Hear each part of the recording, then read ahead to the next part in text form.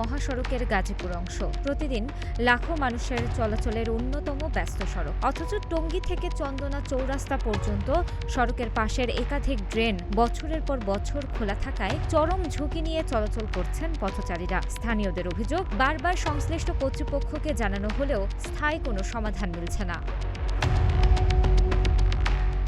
ঢাকা ময়মনসিংহ মহাসড়কের টঙ্গী থেকে চন্দনা চৌরাস্তা পর্যন্ত সড়কের পাশে পানি নিষ্কাশনের জন্য নির্মাণ করা হয়েছে ড্রেন, কিন্তু নির্মাণের দীর্ঘ সময় পেরিয়ে গেলেও অধিকাংশ অংশে বসানো হয়নি স্থায়ী ঢাকনা। ফলে প্রতিদিনই জীবনের ঝুঁকি নিয়ে চলাচল করছেন লাখো পথচারী। স্থানীয় ব্যবসায়ীরা নিজেদের উদ্যোগে কয়েকটি স্থানে অস্থায়ীভাবে কাঠের ঢাকনা বসালেও মানুষের অতিরিক্ত চাপ ও ভারী যানবাহনের কারণে সেগুলো বারবার ভেঙে যাচ্ছে।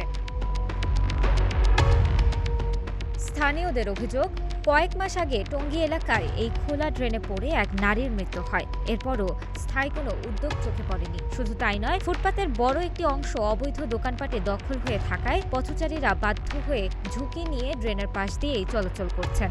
স্থানীয়দের দাবি, দ্রুত খোলা ড্রেনের ওপর টেকসই ঢাকনা স্থাপন এবং ফুটপাত দখলমুক্ত করা হলে অনেক দুর্ঘটনা এড়ানো সম্ভব হবে।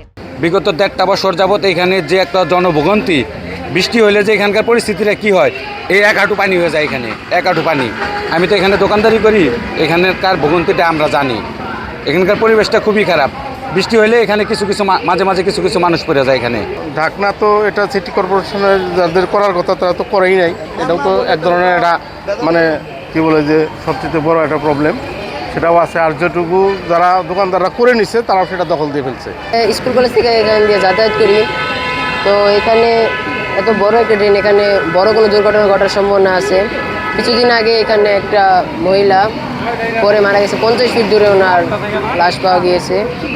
তো আমাদেরও বড় কোনো দুর্ঘটনা ঘটার সম্ভাবনা আছে। তবে এ বিষয়ে গাজীপুর সিটি কর্পোরেশনের প্রশাসক মোহাম্মদ শওকত হোসেন সরকার জানান, সমস্যাটি তাদের নজরে রয়েছে। ইতিমধ্যে প্রয়োজনীয় ব্যবস্থা নেওয়ার উদ্যোগ শুরু হয়েছে এবং দ্রুতই ড্রেনের স্থায়ী ঢাকনা নির্মাণের কাজ সম্পূর্ণ করা হবে।